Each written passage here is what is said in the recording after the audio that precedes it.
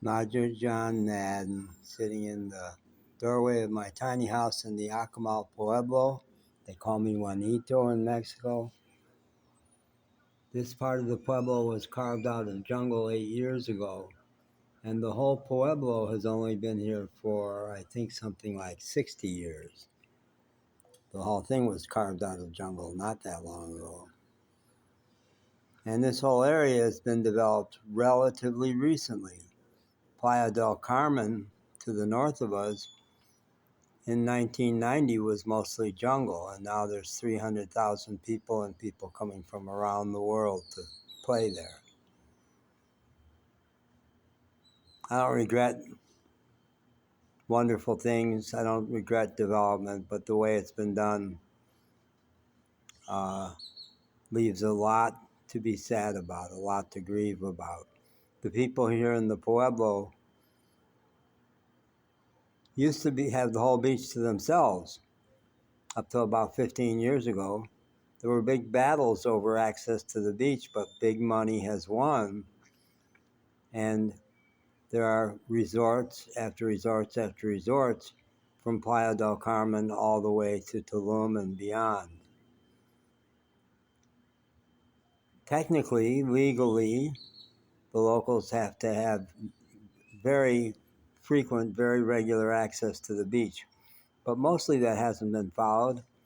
And people here in this Pueblo, it's a poor Pueblo, mostly Spanish, a lot Mexican, a lot of Mayan, though, maybe 10% people Mayan in this town, and I think more because I more and more can spot them. My landlord is Mayan, and the woman whose coffee shop I spent a lot of time in is Mayan.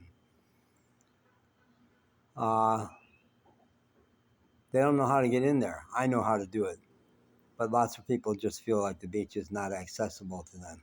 I don't know if that's what was on Charlotte Art's mind when she painted a mural back in November. This town is known for the Mural Arts Festival that's supposed to happen every November, although it hasn't every year.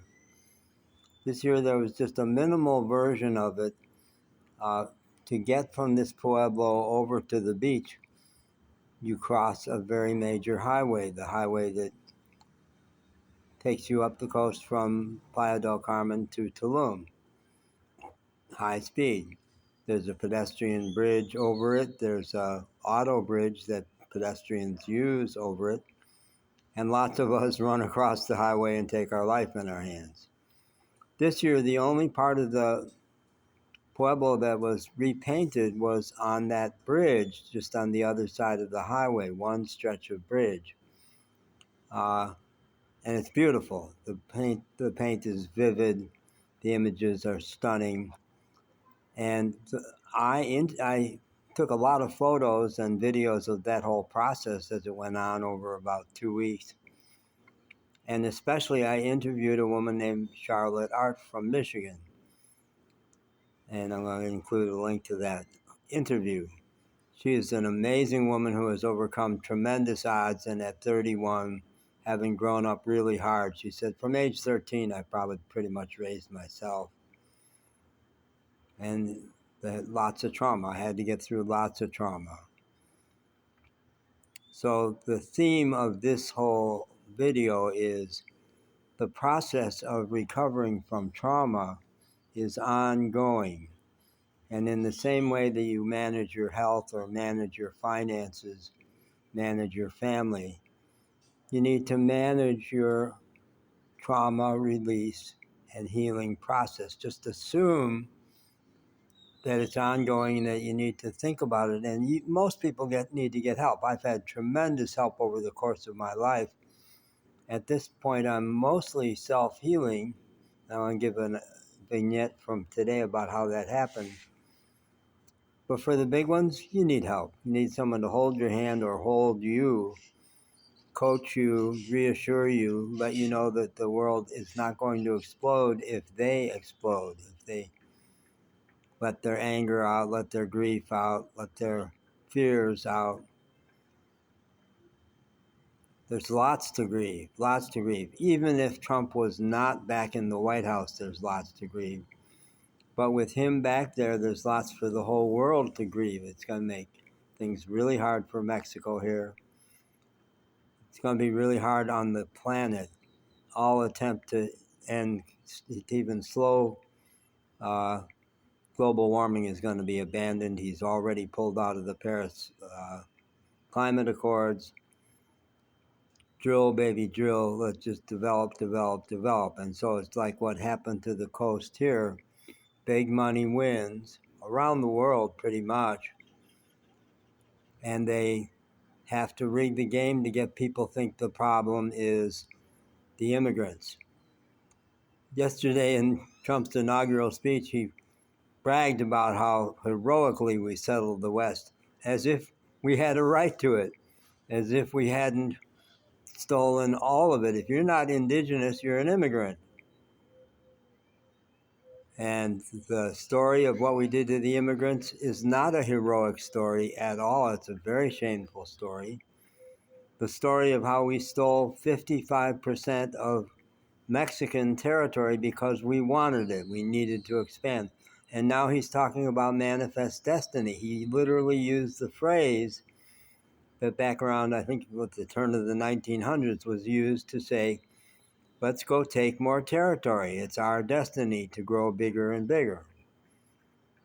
So there's lots to grieve. There's lots to grieve. And what I noticed today about Charlotte's beautiful mural is that the girl, I had looked at that picture and taken so many videos of that big mural there. I never noticed that she is crying.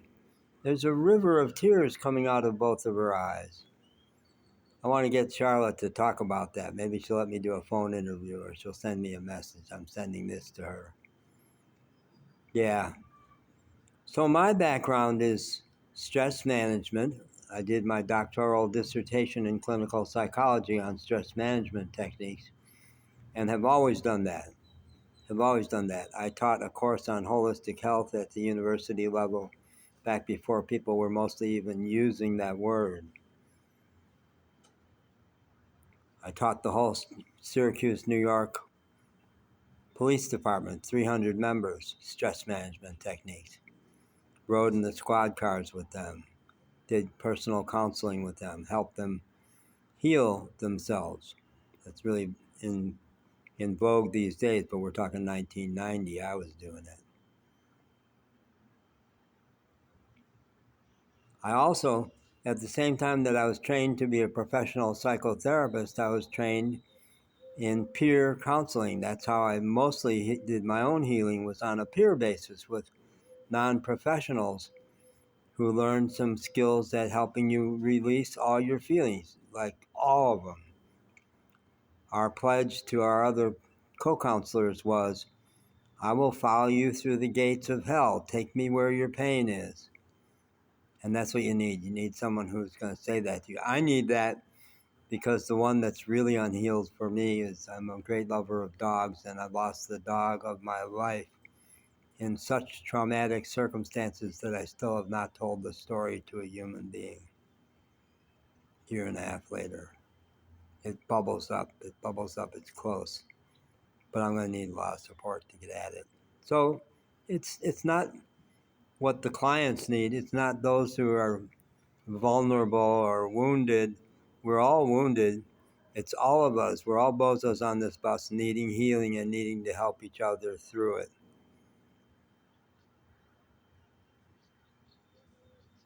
Sometimes you can do it yourself. Today, in the smoking area at the Hotel Akuma Al Caribe, a lovely tent, I slowed down. I had been doing a lot today, and I yawned and yawned and yawned and released and released. Yawning is great release. Great release.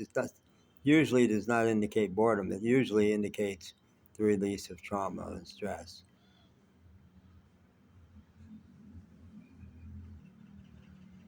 We're all in this together, and we have to be together more than ever. More than ever. Not just to fight the political fights, but the personal healing, because without the personal healing, none of the rest of it is going to go well. Okay? Thanks. Buenas tardes.